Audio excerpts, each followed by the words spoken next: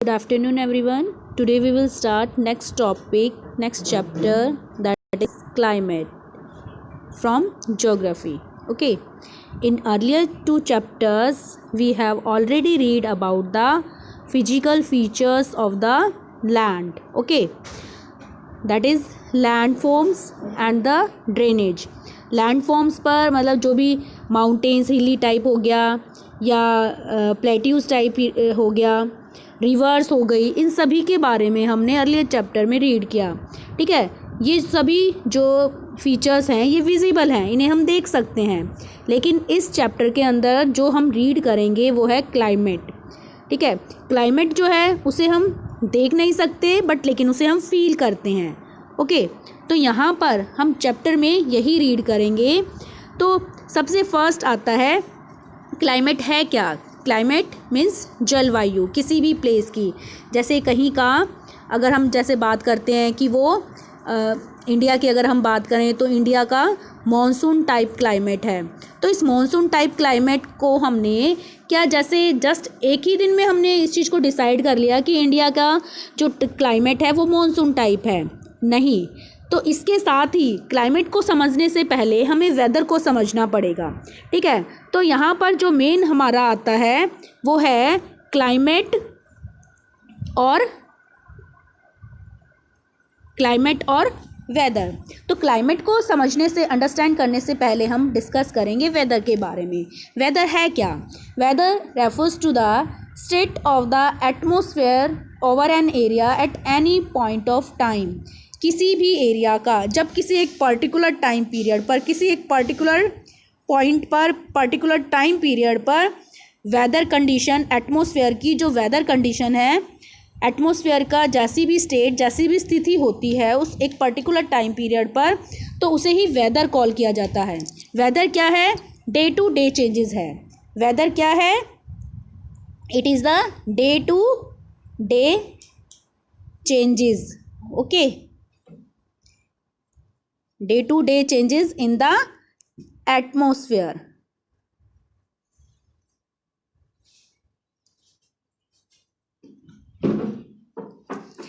Weather क्या है. Day to day changes और आवर टू आवर. कुछ आवर्स में डे टू डे चेंज हो जाता है एटमॉस्फेयर की कंडीशन में स्थिति में. ठीक है. जैसे अभी मान लीजिए सनी टाइप का है. सन निकला हुआ है. सनी टाइप वेदर है. हो सकता है इवनिंग तक शाम तक क्लाउडी टाइप हो जाए. ठीक है. धीरे धीरे छोटी छोटी कुछ थोड़ी बहुत फुहार या बारिश हम देख सकते हैं. तो ये जो है एटमॉस्फेयर के अंदर जो डे टू डे चेंज हो रहा है इसे वेदर कॉल किया जाता है. ओके. तो ये था वेदर का. अब बात करते हैं वेदर के बाद क्लाइमेट की.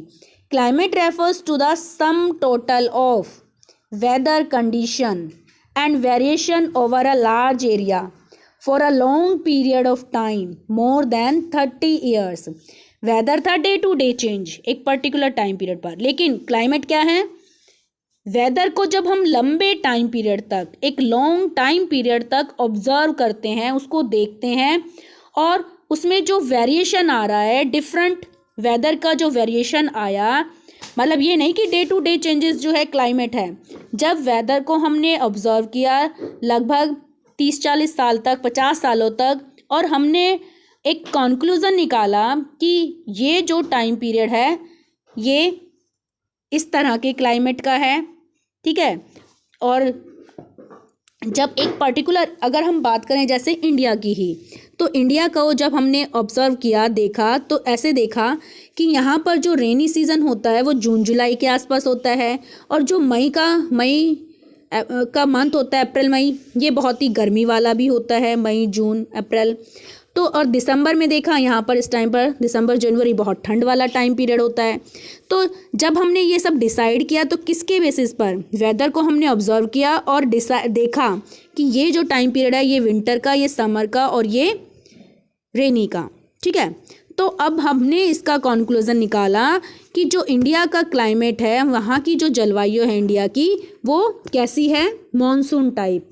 अब मॉनसून का मतलब क्या होता है. मॉनसून का मतलब सिर्फ अगर हम रेन से लेते हैं तो वो एक नैरो मीनिंग हो गया. एक ठीक है। लेकिन अगर हम ब्रॉड मीनिंग की बात करें मानसून की, तो मानसून का मतलब सिर्फ रेन से नहीं है, मानसून का मतलब सीज़न से है।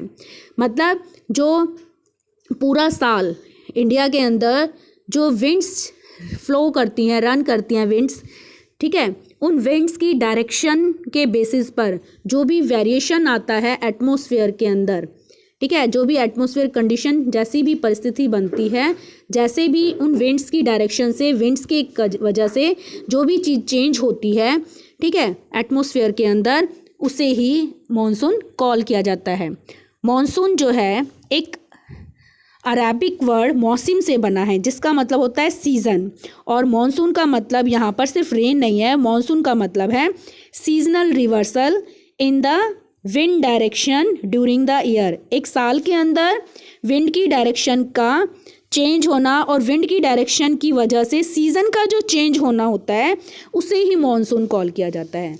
तो इसके बेसिस पर पूरा कंक्लूजन निकाला गया कि इंडिया का जो क्लाइमेट है वो मॉनसून टाइप क्लाइमेट है, ठीक है। और इंडिया के अंदर जो ये विंड्स आती हैं, ये किस डायरेक्शन से आती हैं? साउथ वेस्ट डायरेक्शन से, ठीक है। कैसे? देखो, देखिए, ये देखिए, जैसे ये नॉर्थ डायरेक्शन, ये साउथ डायरेक्शन, ये वेस्ट और ये ईस्ट, ओके। अब बात करें हम इस तरह से विंड्स, ये विंड्स जो है इस तरह से यहाँ से आती हैं, तो ये जो डायरेक्शन है, ये हमारी डायरेक्शन रही साउथ वेस्ट, वेस्ट साउथ बोल दें या साउथ वेस्ट। तो ये डायरेक्शन, इस डायरेक्शन से इंडिया के अंदर विंड्स आती हैं और यही विंड्स रेन लेकर आती हैं, रेनफॉल। तो इन विंड्स की डायरेक्शन की वजह से जो भी सीज़न में चेंजेस आता है, उसी को मॉनसून कॉल किया जाता है, ठीक है। अब बात करते हैं क्लाइमेट की। पता लग गया क्लाइमेट, वेदर तो डे टू डे चेंजेस है, और क्लाइमेट क्या है?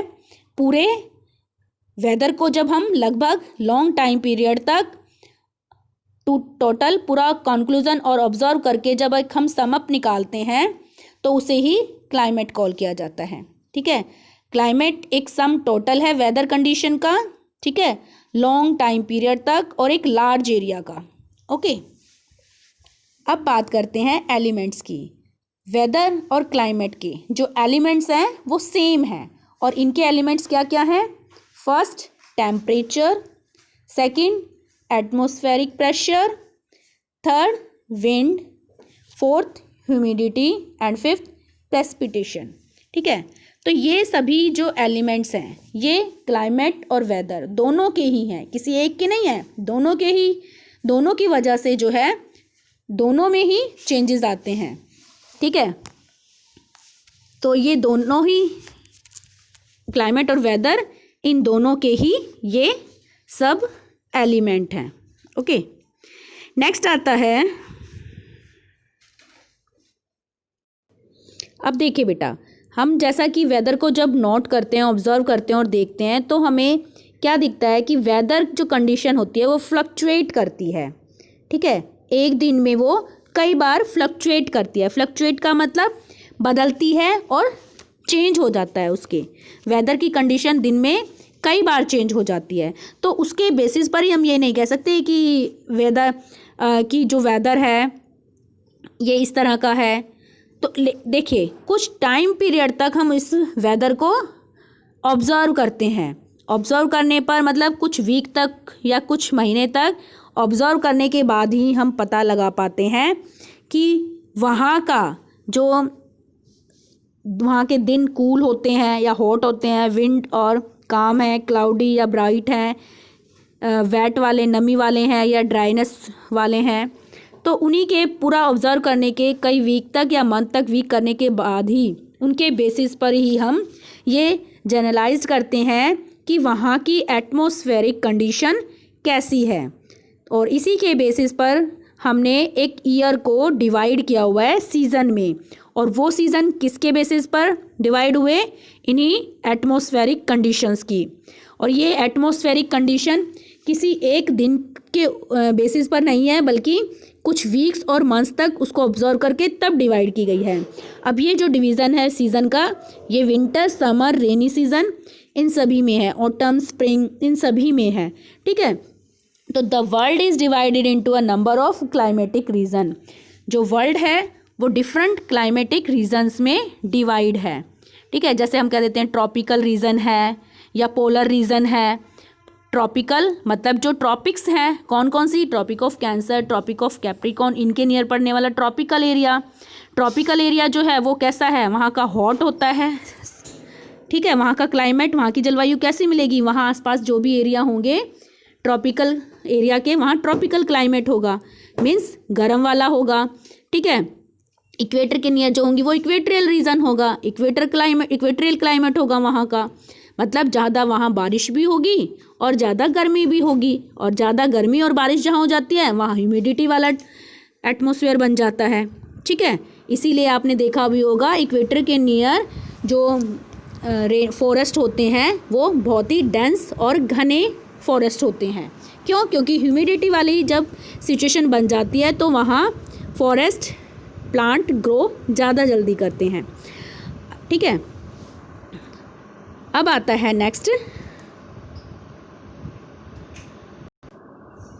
अब देखो बात करें इंडिया के क्लाइमेट की। जैसा कि हम बात कर रहे थे इंडिया के क्लाइमेट की, तो इंडिया का जो क्लाइमेट है वो कैसा है, मॉनसून टाइप, एशिया कॉन्टिनेंट के अंदर, ठीक है। मेनली एशिया कॉन्टिनेंट के अंदर कौन से एरिया, साउथ वाले और साउथ ईस्ट एशिया वाले, इन सभी का क्लाइमेट कैसा है, मॉनसून टाइप क्लाइमेट।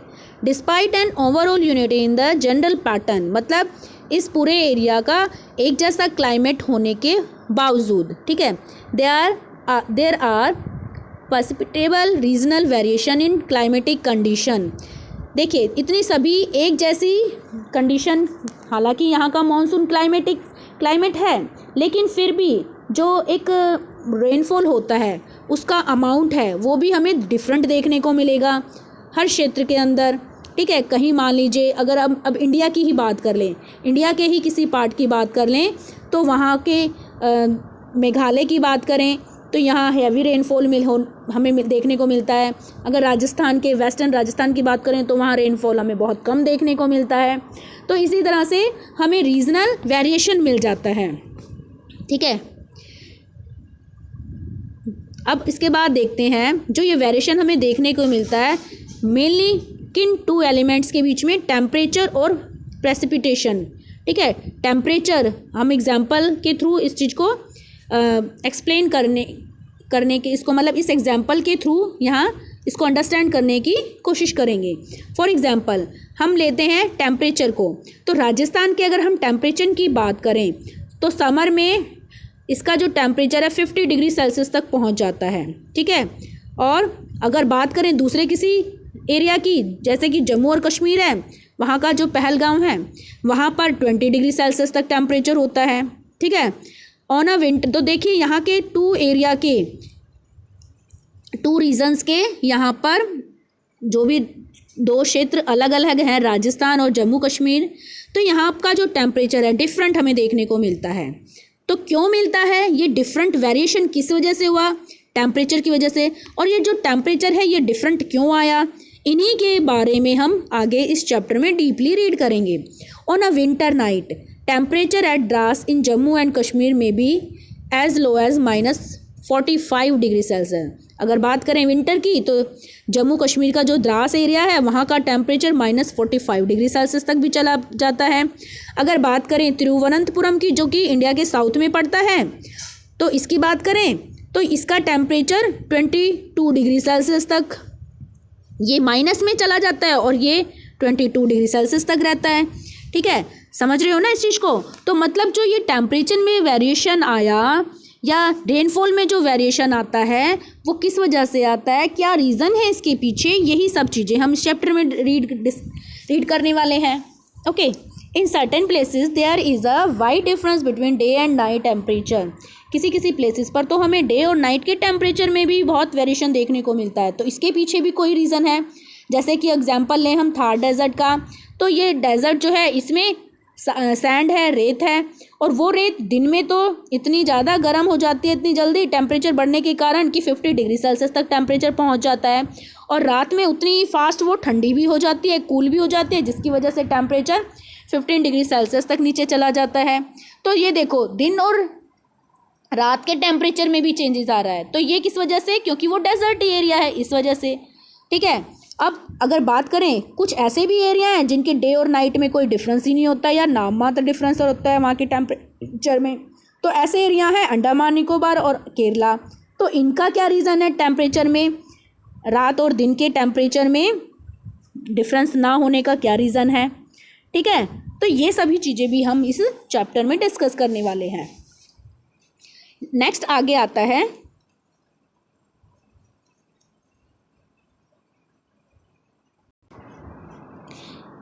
नेक्स्ट अगर हम बात करें तो प्रेसिपिटेशन मीन्स जो रेनफॉल होता है।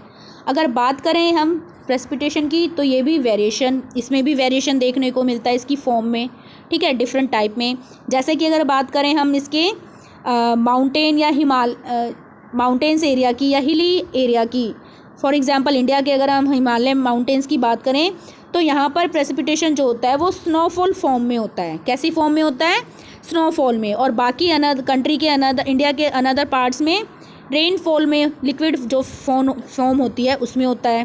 ठीक है, तो और ये तो थी फॉर्म की बात कि कहीं पर प्रेसिपिटेशन किसी फॉर्म में हो रहा है और कहीं किसी और फॉर्म में हो रहा है। ठीक है, अब बात करें उसके अमाउंट की, तो एनुअल प्रेसिपिटेशन की अगर हम अमाउंट की बात करें तो उसमें भी वेरिएशन देखने को मिल जाती है। जैसे कि मेघालय की बात करें तो वहाँ पर 400 सेंटीमीटर के नियर अबाउट हमें अमाउंट मिल जाता है। और ऐसे दूसरी तरफ अगर देखें राजस्थान के, वेस्टर्न राजस्थान के या लद्दाख के एरिया को, तो वहाँ पर 10 सेंटीमीटर तक ही रेनफॉल हो पाता है। तो ये जो वेरिएशन आया ये भी किस वजह से आया, क्या रीज़न रहा इसके पीछे? तो ये भी सब इनके भी तो कोई रीज़न है ना, तो वही रीज़न हम इसमें रीड करने वाले हैं। अब बात करें अगर कंट्री के कुछ ऐसे एरिया की कि कहीं पर तो जून से सितंबर तक रेनफॉल आ जाता है और कहीं इंडिया के किसी पार्ट में जब रिट्रीटिंग जून, मेनली जो रेनफॉल आने का ऑनसेट का मतलब रेनफॉल आने का टाइम पीरियड है वो जून टू सितंबर है, लेकिन जब रिट्रीटिंग का टाइम पीरियड होता है अक्टूबर नवंबर का जो टाइम पीरियड होता है, मीन्स रिट्रीटिंग लौटते मानसून का जो टाइम पीरियड होता है तमिलनाडु के एरिया में, वहाँ पर उस टाइम रेनफॉल होता है। तो ये जो वेरिएशन आया ये भी किस वजह से, क्या कारण रहा इसके पीछे, यही सब हम आगे इस चैप्टर में रीड करने वाले हैं।